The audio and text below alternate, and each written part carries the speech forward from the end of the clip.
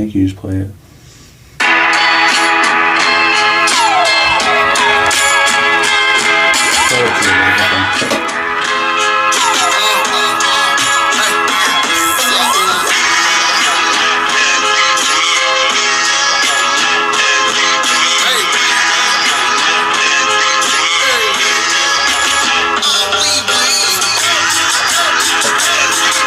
Hello and welcome back to Hussle and Bustle. I am Pat. I'm Alex. And this is a new medium, if you will. Yeah. It's kind of exciting, huh?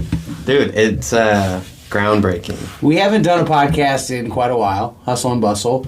If you want to check out our old catalog, if you're checking us out on audio or video for the first time ever, everyone's checking us out on video for the first time ever. World premiere. Yeah, we got, I don't know how many shows, but we got some shows on audio if you want to check those out. So what are we, this is video. Yeah. Look at this apparatus you built. This happened in like a week. It happened pretty quick. So I think you, I don't know how, but you quickly figured out, I think we can do video with a phone if we do this. Yeah, I was just messing around in CapCut, and like I realized you could cut a horizontal film into vertical segments. And yeah, just having all of the editing tools on the phone, which can also record, makes doing video like a breeze, a no-brainer. So before I ever wanted to start Gnarly Hussle, me and some friends started Foolish Club, and we wanted to like try to build it as a business, but like we ran into a million different troubles. And one of the first ones was like, you gotta have short shareable video on the internet. Like that's like the number one marketing tool for any small business, but especially if you're going to be a content business. Yeah. I didn't have really the capacity to do any of that shit. But now with CapCut, by doing Gnarly Hussle and forcing ourselves onto TikTok, which how many months did we hear people tell us we needed to do TikTok, and we tell ourselves we needed to do TikTok, and then before we actually did it? So long. An embarrassing amount of time. And we're still, I think, dipping our toe into it. Yeah, we're still only just figuring it out. Yeah. And then we discovered CapCut. And then, but for a long time, we built a podcast studio, all that to say. I had a podcast studio before we had a thrift store. Then when we built the thrift store, we built a podcast studio into it because we knew content creation and putting it on the internet was going to be a part of how we were going to market as part of our business model. Yeah. We thought we could rent out the studio and give that podcast studio or network a home. And, we always wanted to make turnkey video a thing. Which is a lot harder, like, in practice than you think it is on paper. Yeah, it sounds like or at least it has been. You're like, it's 2022, it shouldn't be that hard. And then you realize it's kind of hard to do. So we figure out how to do video stuff by doing TikTok and social media for Gnarly Hussle. And then that unlocked this. And then, like, within a couple of weeks, we bought some tables and you took this bad boy apart. Yeah, it was just a box. I was like, that's a lot of flat sides that we could make.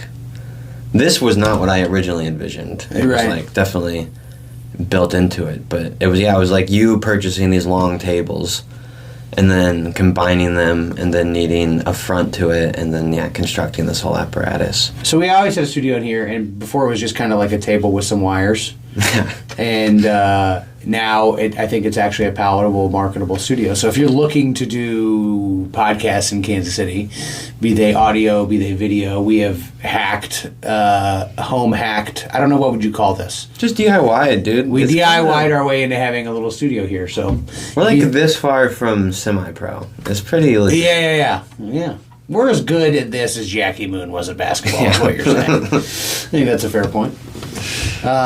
So that's update announcement number one. First segment, announcements. Announcement, we have a studio and the podcast is back. Welcome to the show. And announcement number two, the best barbecue in Kansas City is right down the street. Amazing. So happy about it. Like, it had been a long time because I just never am free during the weekends to hit their pop-ups. It's always like someone brings me harp, and I'm always like, oh yeah, so good. And then now that they're available to just visit as a restaurant has got me juiced. Like, well, it makes it accessible again. Yeah. So if you're unaware, Harp Barbecue, Tyler Harp, started, he's an Independence kid, has a lot of Raytown roots, and he started popping up at Crane Brewery 6 years ago, I think it was, or maybe it's only been a few years. I think he started doing barbecue 6 years ago is what it was. Okay. But he's been popping up down at Crane now for at least 2 or 3 years and crushing it, like doing it Texas style. Sells out every weekend. So essentially, it's like a food truck. He doesn't have a truck. So every weekend there's a line. We're talking hundreds of people long, hours long. Like the first time you heard Hard Barbecue was probably traumatic because I came in here fucking steam coming out of my ears like it's Cartoon Network. Because me and Jen had just waited over 2 hours in that fucking line, and then Tyler himself comes up with his, greasy gloves and points right in front of me. He says, I think that the lines, we're going to run out of meat right here, right in front of me and Jen. Luckily I'm wearing a mask, so it's less visible, the anger. And I'm like, you know what, Jen, I think I need to walk back to the shop. Why don't you stick her? She decides to stick it out. Yeah. And there's no food left to buy, so he graciously gives us some sausages. She brings it up here, and it's the best fucking sausage it was amazing. I've ever had. It was like, I remember feeling this guilt I was like, can I vocally express how delicious this is? Because Pat looks so angry about the sausage, but it was so good. Yeah. So it took me a while to actually get the brisket, but when I saw what it was, I knew I've been to Austin, and Austin is where, and I'm a Kansas City boy through and through. I used to weigh over 500 pounds. My barbecue credentials are very good, right? I'm talking a presidential tray, knock that bitch out myself at Gates. Definitely mixed plate, maybe 2. Back in my heyday. I believe it. And this is the best barbecue in Kansas City. It's not even close. And the best barbecue in the world really exists in Austin, Texas. And the way that they do brisket down there is, when I saw Tyler Harb's plate, even though I didn't eat it. Because the first time I went there, me and Stroud went, and they ran out of beef before me and Stroud ordered. And I'm like, I'm not going to come judge a barbecue place on pulled pork. My fucking grandma could do pulled pork. Yeah. All this to say, it's the closest thing you'll get to Central Texas barbecue. It is that level and quality. It is the best barbecue in Kansas City, by far. Barbecue capital of the world. And it's a fucking right down the street from us. Dude, yeah, it's so cool. Which is scary, because it's not cheap. Yeah. And I'm going to go poor and get real obese again. It's an investment into your flavor buds. Like, it is an experience for sure. And if you think I'm an idiot and I'm just gassing it because it's right down the street, eat it. Eat it and then come in here and eat it in front of me. And if I'm wrong, we can Chechen slap fight, and I'll let you go first. But you won't be, because it's that good. You won't want to slap fight me. Yeah. And if you like it, I get to slap fight you. But it's the best meat on the plate. I mean, how would you describe it? I mean, it's different than... I mean, when I was working on the studio late one night, you went down there to kind of check it out before the grand opening. Yeah. And you brought back some of the brisket. Yeah. And I was dancing. It was physically making me move. It was so good. Yeah. And it melts in your mouth. Dude, it's amazing. Just thinking about it gets me cheesy. We popped up there on their grand opening, and it was just fun to be a part of. And also, High Hopes ice cream was there. The best ice cream I ever had in my life. That's who it was. It's down on Troost, and they had this cornbread ice cream. You were the only person to rave about it, and I brought it back. Jen's mind is blown, too. Her mind just absolutely exploded. Anyways, they were really good. We were at their pop-up. I brought you some brisket. I've been in there one other time. It was last Tuesday, just randomly. I went in there at 11:30. They open at 11. I'm telling you, there were more than 100 people I saw in the 25 minutes I was waiting for barbecue.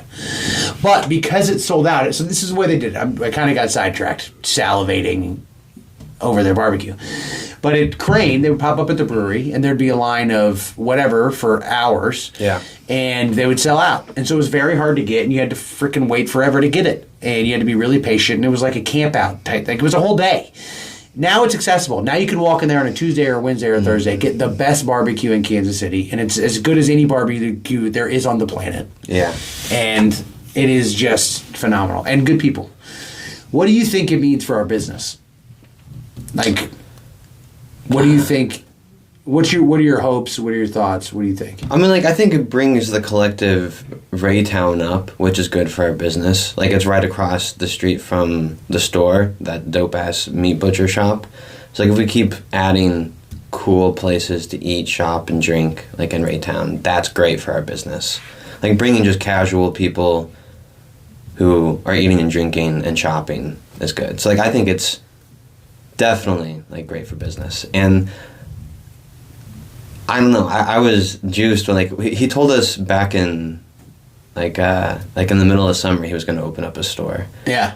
And we were afraid it was going to be way down south on Raytown Road or something. And then when they were taking over that spot from Taco de Barrio, I don't know. It just feels like a good turn of tide for Raytown, and how excited he is about Raytown. He might be more about like Raytown and bringing it up than we are, which is kind of hard to do. Well, he appreciates it because reality is like everybody knows it's hard. Crane knows it's hard, right? Mm-hmm. Crane's lifeline, it seems, and now I don't want to speak out of turn here, but just from outside, it looks like Crane Brewing opened up, and they're kind of an esoteric brewery. Like, they don't serve every day. Like, not everybody on the planet is going to drink a Crane beer and be like, I love that, let me come back. Yeah. Or like, oh, the vibes are great, I didn't love the beer. Like, it's pretty, like, polarizing, the beer. Like, either you are into it or you're kind of not. Yeah. And so they were building and have done well where they are, and the guy who owns Michael Crane, who started brewing the beer and who is the namesake, he owned the building. That's why they're in Raytown. Mm-hmm. He used to run another business out of it.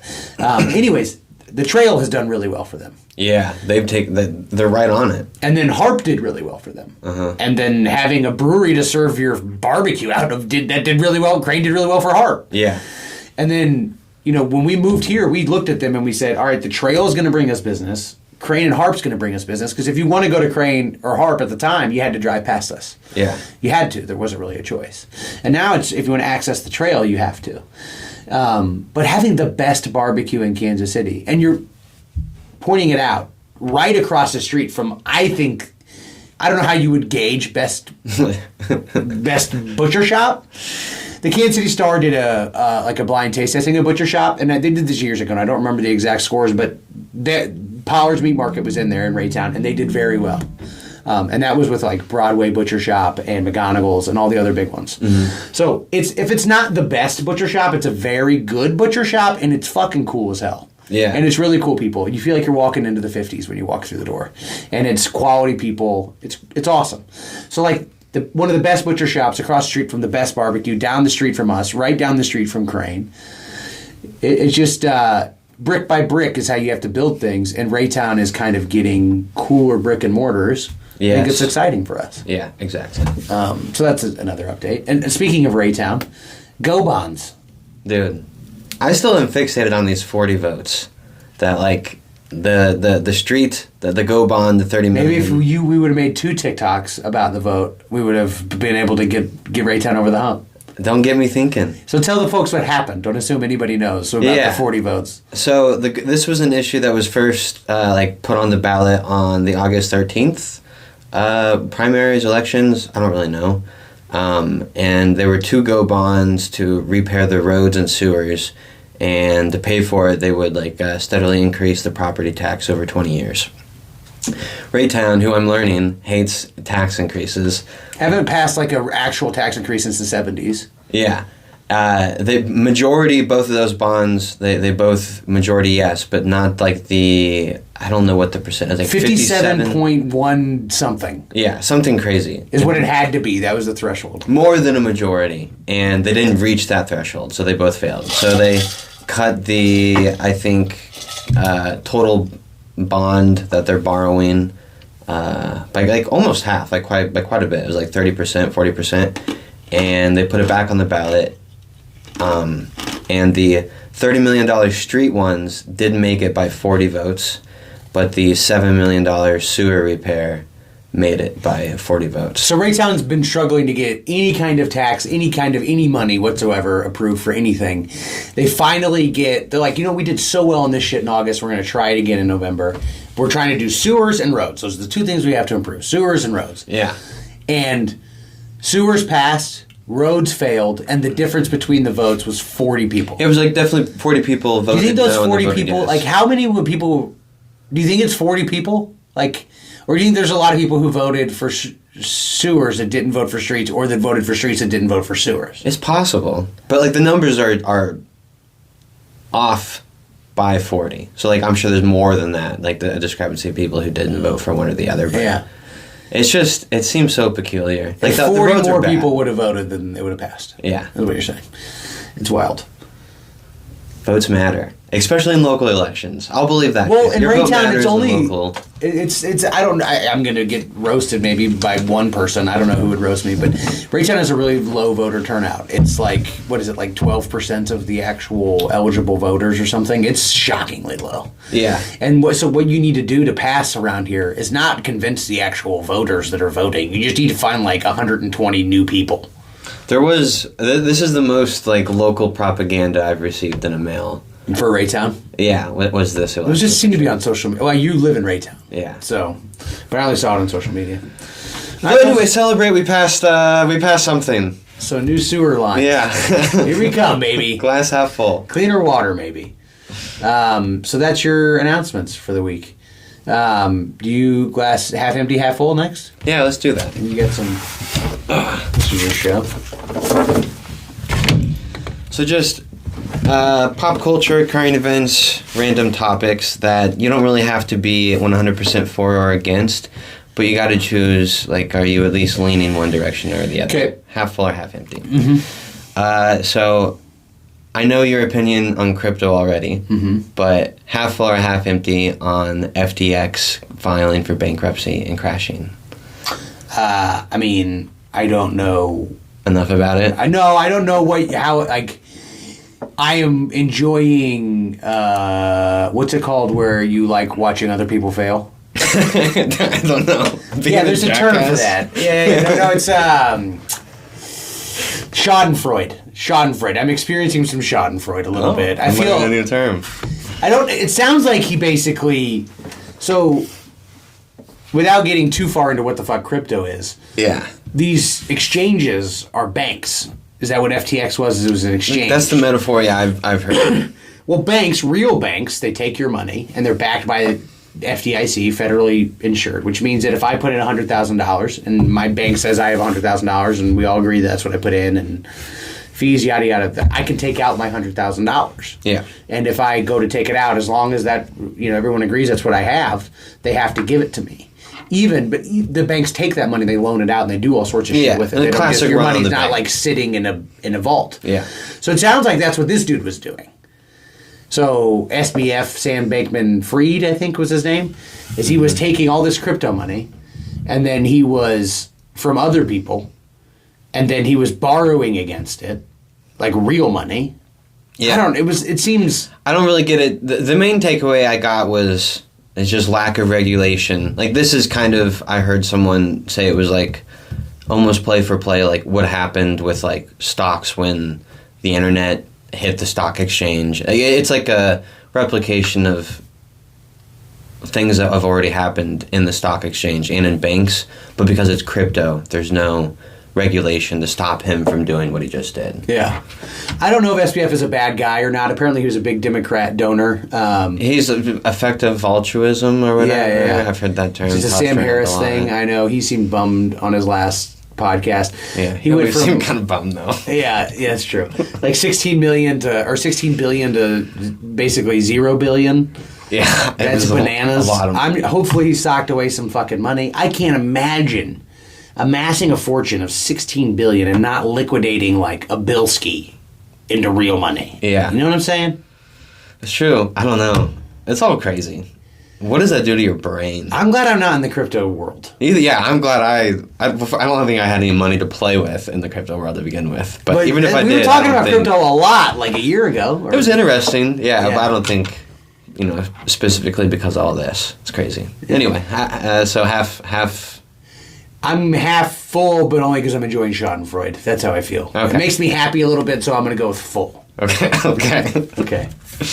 I just read this today. Allegedly, the UN announced that the 8 billionth person was born this week. Okay. Half full or half empty? I'm half empty on this. Half empty. 8 billion, that's a lot. Elon Musk says we're going to be underpopulated. Okay, so this is the big debate. So a lot of people, it would seem, and Elon being one of them, which I don't like to agree with Elon. So surprise, surprise, I disagree with him here. Think that the Earth can actually hold a lot more people, and that the fact that our population is going to slow, the growth of our population is going to slow, is going to kill us economically. And I don't understand that. Because, what seems like it's going to kill us is global warming, and all of the things. Like, global warming seems to be a byproduct of too many humans on Earth. Mm. Like, more humans on Earth makes that worse. So, if we had to choose which fire to put out, would you put out the Earth is going to kill itself fire? Or would you put out the we're going to have economic problem fire? Yeah, fair. So that's why I'm half empty on like population. Like I'm cool with it calming down a little bit. I think it is scary economically though, because it would seem that like the entire world order and economy is based on credit. Yeah. And credit seems to be based on being able to continually sell credit to new customers. You know what I mean? Yeah. So, like, it seems to be, like, one big, like, growth. Like, it seems like Earth right now, Western civilization might be WeWork. We're definitely on a growth business model. And, like, if we stop growing, which technically shouldn't be a bad thing. Like, we should just be able to live in some type of homeostasis. Right. If we're not growing, either that's culturally a bad thing or it's, like, a critically real bad thing. And we all... I mean, Ukraine and Russia can't even agree on Crimea. Like, we're already having... The humans on Earth, sub 8 billion, we're already having enough trouble dividing up the cows and the dirt. So I don't know that we need more. I'm half empty. Okay, fair.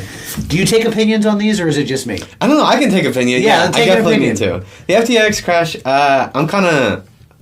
I feel like a lot of people lost money. So it kind of bummed me out. But... You know, that's what you do. But are they... I like, you know, you can't feel bad for them. Like, that's... Again, Schadenfreude. It's the risk of it all. Yeah. It's the investment of it all, you know. 8 billion people, you know, that's... I would like to know if we've grown or slowed. I mean, I guess, like, the whole thing that those people is the growth is slowed. But is that just the U.S. or is that worldwide? Well, I know, like, people are having less babies. Like, your generation has less babies by their mid-20s than my generation did. Yeah, like I was just talking with... My generation's having less babies than my parents' generation. I was just talking... I had my sister Allison over, and I was like, can you imagine... Because, like, my parents had me at 21, 22, I think 22, 23, something like that. Yeah. So, like, I would be with 2 or 3-year-old kid. Like, my dog is only 2 years old. I'm 36, and that blows my mind. Not okay. Like, I could, yeah. So, it is, like, an interesting... And I am in the majority. Like, yeah, my friends are not having babies. Yeah. Well, and there's your brother's generation, and even younger. A lot of people aren't even having sex, let alone having babies. Yeah, that's true. It's weird. I'm lazy, but I did recently start listening to a podcast about egg freezing. Apparently, a lot of women hit their mid-30s and they can't find a partner, so they're like freezing eggs. That's how lazy of a podcast listener I am. When it rolls onto the new podcast, I'll just listen. So that's how I ended up in that one. You learn something new just by being lazy. Mm-hmm. All right, next one. This is an oldie, but it's becoming relevant again because a bunch of people are striking it down, or states are at least, but student loan forgiveness. Specifically, the one that was announced and supposedly will roll out. Who knows? I'm half full on it being stricken. I think it should be stricken. Okay, interesting. I wasn't expecting that. We have a lot of inflation, and I don't think forgiving student loans, and especially untargeted student loans, like... I'm married to a teacher, so I'm a little biased. I'm also the son of a teacher, so I'm a little biased. But I don't know if you've been near a school, but they're all fucking flaming dumpster fires right now. They're all. So if you want to do loan forgiveness for people in education, bada bing, I'm in. If you want to, like, take a guy who's a doctor and has, like, $400,000 in loans, or a lawyer, and say, if you go teach for 3 years, we'll absolve you of all of it, I'm in for that. Like, there should be no cap. But you should have to earn it by teaching. I like that. Or like some kind of service. Like, what else do we need? Fast food workers? We need better fast food. What do we need in society? Like, I'm down to give away college, but like, we got to get some value back. Like, I don't like, especially with how much the average American's hurting right now. Yeah. We got to be solving a problem that's more than just giving people a little bit more spending cash. Because I think that's how we got here. Yeah, on paper, it's such a thing that you aren't supposed to hate, but it's not productive in any manner. Yeah. Except for, like, one time to a handful of people. And the thing is, like, I'm a free college guy, too. But I just, this one, you said, you framed it and you put it in, like, a box and said, this one, no, I'm bouncing. Same. Agreed. Yeah. Right. One more. This one I just put on. Colorado legalized mushroom experiences and then decriminalized personal use of medicinal mushrooms. Half full or half empty? Wait, okay, so you're just talking about the shrooms. Yeah. Oh, I'm half full. Big full. And that I'm over the brim. Isn't that like completely legalized? You can go and we can go to Colorado. I don't know when it passes or when it's enacted, and sign up for an experience, and someone will give us an experience. That's bananas. It just seems. Mushrooms crazy. are a weird thing, and like I'm not that worried about. Here's the deal: you do mushrooms once, like you're not like in a hurry to do them again. Yeah, you know what I'm saying? Like this isn't an addiction issue. Like I think you could have one-off accidents where somebody is tripping. Yeah, which is why it's a guided and legal and instructed experience, provided by professionals. This is where we're going. It's wild. I guess this is how far deregulation has gotten. I didn't realize it was on the ballot. Yeah, it's bananas. Yeah, it's crazy. Yeah. And along with that, Missouri legalized cannabis. This passed on the 8th. Another I would have never assumed. Is this your headline? Is this your news? Yeah, headline? I guess we can roll. We can roll into the news fix. This is my headline. Yeah, weed's legal. Well, will be soon. December 8th, I think. I keep reading the 6th, 7th, or 8th, something like that. Okay. You said the 8th, so that. We're gonna have a prohibition sale. Yes. Whatever day it is, we're gonna circle it. We're gonna communicate it soon. Maybe even have a flyer. Pop up right here. I don't know how quickly we're going to edit this. Prohibition sale. So whatever day it's Prohibition ends officially. Call it the 8th for now, but subject to change. We will, the entire store, all clothing items will go on sale for $4.20 that day. Yeah. So yeah, that's what we're going to do for the end of Prohibition. It's a pretty big deal. I think that it opened up some avenues for us. Absolutely. As a brand, potentially. Not that we're going to get into the pot business, but I think that there's ways to make money in and around new industries opening up. And I think Raytown, this is an opportunity, right? Because Raytown, cities can now pass up to a 6% tax. So a 6% to take advantage of this. 6% was automatic from state, and that's supposed to go to different government programs and case expungements and stuff, and then cities, I think, have the opportunity to put in place anywhere up to 3% additional city tax. So it's not automatic, and it can be anywhere between 0 and 3. And I can't imagine Raytown passes that, or even puts it. I know that a lot of people. I think Raytown would pass it in a heartbeat. I think I would disagree. You think so? I think the thought would be that Raytown would be fine with taxing it. Say that if you're going to bring it here, you better tax the shit out of it. And that's how I would sell it, frankly, if I was Raytown. I would get it here, and then if I was Raytown, I would work hard to bring businesses here. Because it's a marijuana sales tax, right? Yeah. All right, so then I would give tax incentives to get the businesses here, to get the sales here. So I would max out the sales tax, and then I would find some other way and to get actual weed businesses and attract them to Raytown so that we have the fucking traffic of it.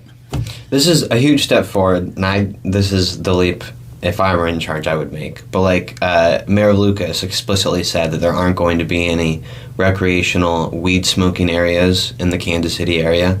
So in Kansas City, there won't be, at least to my knowledge, any widely available on-site use. I don't know what the official name of it is. But I know Independence, as soon as it passed, there was this company that announced plans for I don't think it was in Independence proper. It was in another municipality just outside of Independence. Or maybe we read two different articles, but I read one that's basically trying to create this entire music venue on the back probably of it. The same thing. Yeah. But we don't have to be Mayor Lucas. His whole thing was we don't want to create red light districts. It was I understand, but it's an opportunity for Missouri or for Raytown to take advantage of that and be we can, I think, give out responsibly. We're such a small city, enough on-site consumption licenses to attract weed tourism. Imagine hard barbecue, but with infused barbecue sauces and stuff, and you got to experience weed tourism with the best barbecue in the Midwest. Tell me that wouldn't bring at least some people to come into Raytown and experience that shit. 100%. So I just think of the cool businesses now, and I'm going to miss some without a doubt. But you got Messner's, B company. It's one of the coolest fucking businesses in Kansas City. They're an event space. They have a trolley truck. They're in Maiden KC locations. They grow honey. I mean, it's remarkable. Grow honey. Grow the things. Is that what you do? I shit guess out honey. I don't know how it works, but I'm sure that they can tell you. Then you have Harp, the best barbecue in Kansas City. Then you have Crane, which is one of the coolest breweries in Kansas City, right off the trail. It's a really fun, cool experience. You've got Serenity Cafe, which is getting better and better, and it's delicious right up the street here. They got great food. Naughty Pine is an awesome little speakeasy. That like the vibes there you would never think are in downtown Raytown and they exist here, but they do. You have the butcher shop that we talked about, Powers Meat Market, Saddle Creek Winery and Vineyard. Right now, people don't really know it yet. It's kind of just operating as an event space. Gem.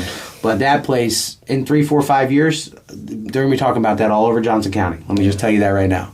So, like, what happens if you infuse 3 weed businesses in central Raytown and throw them on top of what we just discussed? The momentum's starting to build quite a bit. You know what I mean? So I think it's an opportunity. I think it's an opportunity not just for Raytown, but a lot of different people. So that's what I would do. I would crank up the tax to 3%. I would sell it to the people saying, yeah, if weed's going to be smoked here, we want to maximize it. And if you're not, like, this is a way to get things fixed that you don't have to pay for. Unless you're buying weed, then this is, still low. Because if you're talking 9% tax, that's way lower than Illinois. You go to a dispensary in Illinois or Nevada, you're paying through the fucking nose in taxes. It's definitely on the high side of, like, the middle range as far as what states have done tax-wise. Okay. So there's definitely states that tax higher, but it is, like, a little higher above average. Yeah. So that's what I would do. I would get the max value, and I would as for us, and then I would, on the back end, I would incentivize certain weed business. You don't need 1 million. We don't want to have 1 million. Mm-hmm. But I would want some good ones, and I would want them in certain places. I would want them in downtown Raytown. Yeah, 100%. In a nice storefront. The news fix, the headline I bring to the table. Did you see, and this is really more like a tweet or TikTok, but the World Cup is starting, right, in Qatar. Yeah. And there's all sorts of headlines about... I love it. Yeah, isn't it bananas? So, like, beer, Budweiser is all of a sudden, like, restricted very much on what they can... Like, on where beer is allowed to be sold. Oh, because it's a dry... Yes, like, you can't drink there normally. But I guess they're allowed to have it, but they really restricted it big time. I didn't get that deep into the article. But they really restricted it big time. And Qatar, the Qatari government only gave the World Cup FIFA like a week's notice. And so Budweiser found out like 5 days before the tournament. Like all their activation plans and shit were like kind of out the window. That's happening. But then like there's videos of like, do you remember the Russian Olympics when the journalists were like showing brown water coming out of the faucets and shit I like remember that. All that shit. Well, I guess it's like Firefest, like was the tweet that I saw or the TikTok I saw. But like the hotels, it was sold as a hotel and it's just like an open flap tent, like for the hotels. It's like wild, dude. Like how it's crazy that Qatar was chosen. Like I don't know. I know like the whole like FIFA is corrupt and there's all kinds of allegations and crazy shit behind that. But it is bananas. Some of like the places that host this massive international event. Like I saw a picture of like all the shipping containers are the athlete dormitories. They're shipping containers? Yeah, they're like reconverted shipping. Did they like do them nice, like high end fucking Airbnbs or? I mean like they're not they're purposed to be like housing units, but like they're as nice as you can make. Well, see, that's the thing. Containers. The thing I saw was all these tent flaps like next to each other. Like obviously there's like flaps between each domicile, a little dorm, but they're moving in the wind. They each had different flags out front, and I'm like, this can't be team lodging. But I thought about it because obviously the next World Cup, 2026, is here. Yeah, Kansas City. What are we going to do? One of the places. I'm like, the America's Inn off I-70 or like the Arrowhead Inn on the other side of I-70. Like, those look like the fucking Ritz compared to the Qatar hotels. So Kansas City, we're going to look fine. Yeah.